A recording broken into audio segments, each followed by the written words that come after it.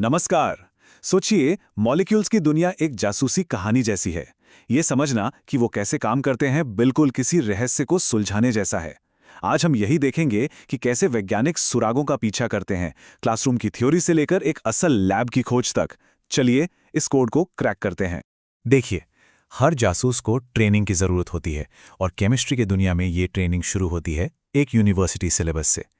ये सिर्फ टॉपिक्स की एक लिस्ट नहीं है, बल्कि ये वो नक्शा है जो हमें सिखाता है कि मॉलिक्यूल्स की इस दुनिया के रहस्यों को कैसे सुलझाना है। तो एक केमिस्ट की टूलकिट में होता क्या क्या है? सबसे ज़रूरी है रिएक्शंस को समझने की काबिलियत। हमें पता होना चाहिए कि कोई रिएक्शन कितनी तेज़ी से होता है, जिसे काइनेटिक्स कहते हैं। और हमें यह भी देखना होता है कि अणु लाइट के साथ कैसे इंटरैक्ट करते हैं, जिसे स्पेक्ट्रोस्कोपी कहते हैं। ये सब मिलकर हमारी जासूसी के ज़रूरी औजार बनते हैं। तो ठीक है, ये तो हुई थ्योरी की बात, लेकिन जब इस ट्रेनिंग को असल दुनिया में इस्तेमाल किया जाता है तो वो कैसा दिखता है? चलिए किताबों से बाहर निकलकर एक असली केस देखते हैं और पता लगाते हैं कि ये ज्ञान एक साइंटिफिक जांच में कैसे काम आता है। हमारा केस हमें सीधे 1983 में ले जाता है। हम एक पुराने रिसर्च पेपर के जरिए दशकों पुरानी एक वैज्ञानिक केस फाइल की जांच करेंगे। ये एक टाइम कैप्सूल की तरह है जो हमें सीधे एक केमिकल रहस्य की तह तक ले जाएगा। और ये रही हमारी केस फाइल। 1983 का एक रिसर्च पेपर। इंद्रायन, मिश्रा और गुप्ता नाम के वैज्ञानिकों का मकसद था एक खास केमिकल पहेली को सुलझाना। वो ये समझना चाहते थे कि ये केमिकल रिएक्शन असल में स्टेप बाय स्टेप होता कैसे है। तो रिसर्च की पहेली क्या थी? पहेली ये थी कि सिल्वर आई नाम का एक केमिकल सीरियम 4 और हाइपोफॉस्फोरस एसिड के बीच होने वाले रिएक्शन को तेज कैसे कर देता है। यहाँ सिल्वर आई एक कैटलिस्ट है, समझिए एक तरह का केमिकल मैचमेकर, जो रिएक्शन को जल्दी करवाता है लेकिन खुद उसमें खर्च नहीं होता। अब जांच का अगला चरण शुरू होता है। अब बारी है सबूत इकट्ठा करने की। वैज्ञानिक मॉलिक्यूलर लेवल पर रिएक्शन के छोड़े गए सुरागों का पीछा करते हैं। देखिए, ये समझने के लिए कि कोई रिएक्शन कैसे होता है, सबसे पहला कदम है ये जानना कि वो अलग-अलग हालातों में कितनी तेजी से होता है, और इसी स्टडी को काइनेटिक्स कहते हैं। तो पहला सुराग हमें मिलता है इन ग्राफ्स से। ये जो सीधी रेखाएं दिख रही हैं, ये बहुत कुछ कहती हैं। ये बताती हैं कि जैसे जैसे हम एक रिएक्टेंट की मात्रा बढ़ाते हैं, रिएक्शन की रफ्तार भी ठीक उसी हिसाब से बढ़ जाती है। अब ये एक बहुत ज़रूरी जानकारी है, क्योंकि इससे वैज्ञानिकों को रिएक्शन का एक मैथमेटिकल मॉडल बनाने में मदद मिलती है। और दूसरा सुराग तो और भी साफ है।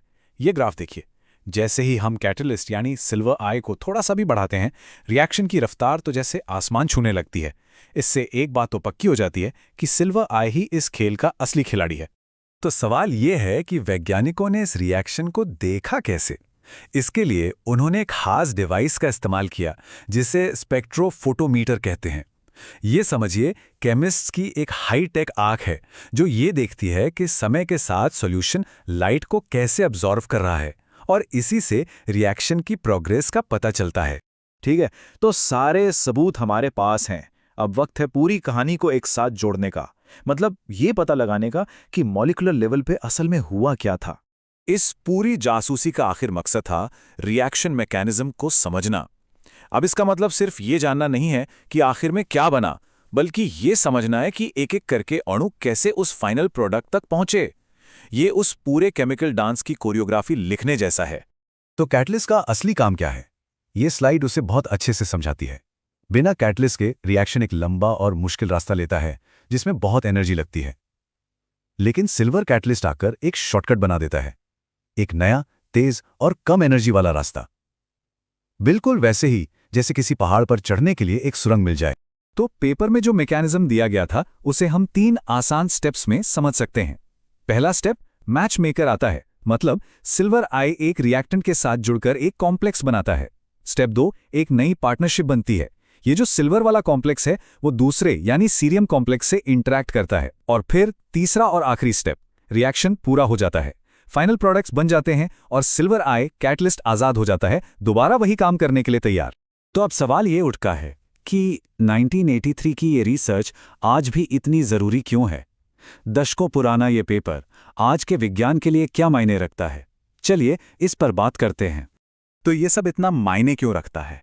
क्योंकि इस तरह की फाउंडेशनल रिसर्च ही वो नींव है जिस पर हमारी आज की दुनिया खड़ी है। सोचिए, ये हमें केमिकल प्रोसेस का एक डिटेल ब्लूप्रिंट देता है, इसी ब्लूप्रिंट की मदद से इंडस्ट्री में चीज़ों को कंट्रोल और बेहतर बनाया जाता है। और हाँ, ये आने वाले केमिस्ट्रों के लिए एक नॉलेज लाइब्रेरी तैयार करता है। चाहे नई दवाइयाँ हों, नए मटेरियल्स हों या नई टेक्नोलॉजी, हर इनोवेशन की जड़ें कहीं ना कहीं इसी तरह के बेसिक साइंस में होती। बिल्कुल सही कहा गया है। दशकों पुराने पेपर सिर्फ इतिहास नहीं है, वो फाउंडेशनल कहानियां हैं जिन पर आधुनिक विज्ञान का निर्माण हुआ है। 1983 का ये पेपर सिर्फ एक रिसर्च नहीं, बल्कि विज्ञान की उस बड़ी कहानी का एक अहम हिस्सा है, जहां हर खोज आने वाली पीढ़ियों के लिए रास्ता बनाती है। तो आखिर में ये सवाल हमें सोचने पर मजबूर करता है, किसी पुराने जर्नल में धूल खा रही कौन सी पहेली है जिसमें अगली बड़ी खोज की चाबी छुपी हो सकती है। ये हमें याद दिलाता है कि ज्ञान की दुनिया में भविष्य के चमत्कार हमेशा खोजे जाने का इंतजार कर रहे हैं। वैज्ञानिक जिज्ञासा का मूल्य कभी पुराना नहीं होता।